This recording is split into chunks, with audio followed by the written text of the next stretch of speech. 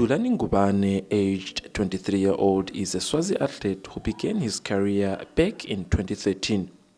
Ngubane's career started during school competitions where he went on to become an international athlete. We then visited him during his heavy training session in Matsapa, where he explained to us what his current focus is. My main objective is to qualify for our international races, including Boma. Now I'm focusing on the upcoming Commonwealth Games. I think if I can qualify, it's going to be a great achievement for me at this moment.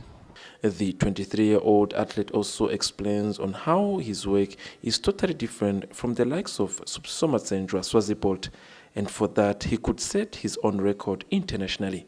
These local half marathons, 10 kilometers, and even a marathon, I go to those races. But as compared to Swazi Bolt, they are short distance specialists.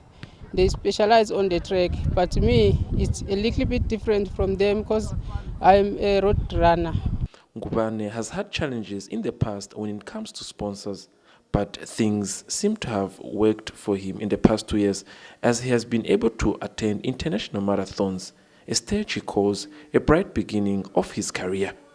For Swazi TV Sports, Fabrice Msonera, Matsapa.